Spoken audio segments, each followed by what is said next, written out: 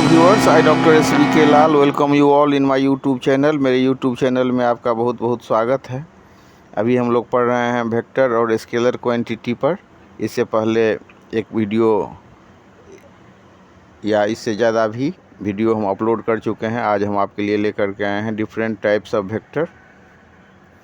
तो इसमें हम लोग देखेंगे कि वेक्टर के कितने सारे प्रकार होते हैं। तो वेक्टर के बहुत सारे टाइप्स होते हैं, जैसे equal, unequal, parallel, anti parallel, collinear, coplanar, concurrent, zero, unit vector. तो ये सब मुख्य रूप से हम 7-8 टाइप के वीडियो को समझ सकते हैं। तो आइए समझने का कोशिश करते हैं। तो जब वेक्टर को समझने की बात होगी तो ये जो डिफरेंट टाइप के वीडियो हैं, इसको जानने का फ़ायदा आपको मिलेगा। तो आइए सबसे पहले जानते हैं कि व्हाट इज़ इक्वल वेक्टर। तो हम दो वेक्टर लेते हैं। मान लीजिए कि एक वेक्टर है हमारा ए और एक बी।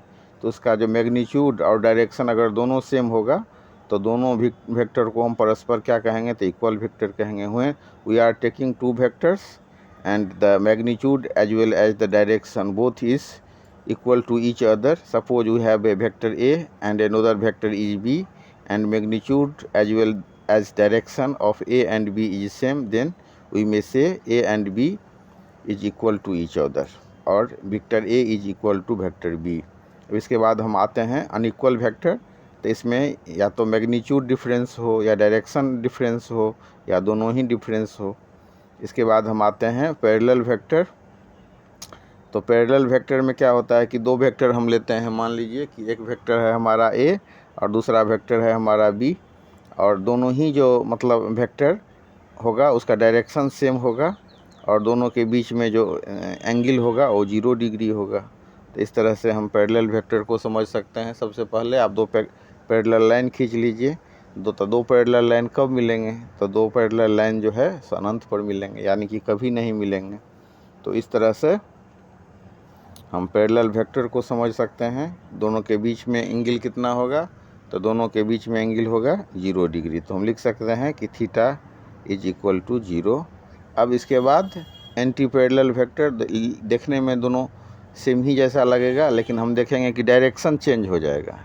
एक वेक्टर का जो डायरेक्शन है दूसरे के अपोजिट हो जाएगा। When the direction of one vector is opposite to another and the angle between them is 180 degree, then we may say that one vector is anti parallel to another.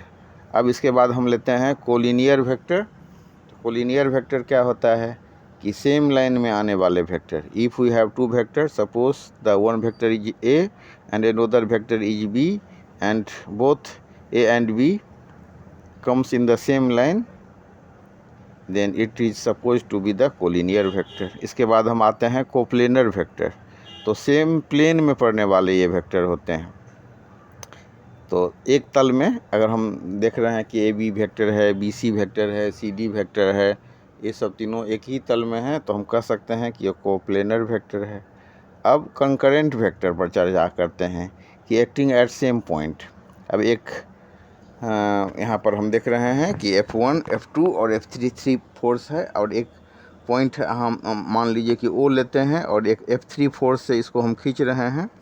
और इस तरह से अगर मतलब इसका रिजोल्यूशन दोनों डायरेक्शन में हो, या मतलब एक ही ये जो पॉइंट है इस पर तीनों वेक्टर काम कर रहे हैं, तो F1, F2 और F3 फोर्स हम जानते हैं कि वेक्टर क्वांटिटी होता है।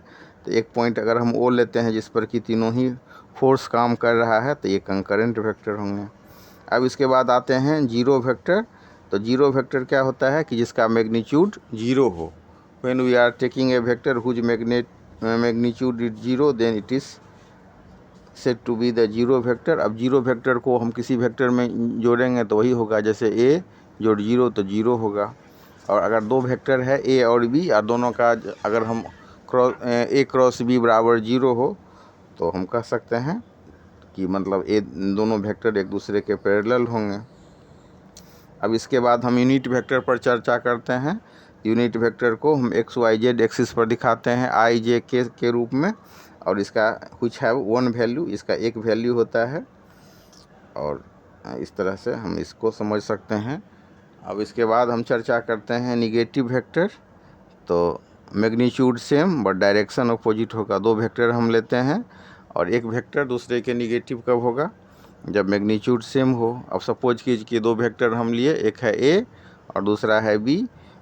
एक का जो है मैग्नीट्यूड 5 है किलोग्राम, दूसरे का भी 5 किलोग्राम, या मतलब ये एक का मैग्नीट्यूड है 5 सेंटीमीटर, दूसरे का भी 5 सेंटीमीटर, लेकिन डायरेक्शन एक का ईस्ट है दूसरे का वेस्ट, तो ये परस्पर निगेटिव वेक्टर हो जाएंगे। इसी हिसाब से position vector tells the position of the origin, उसके बाद डिस्प्लेसमेंट, इस सब को हम समझ सकते हैं।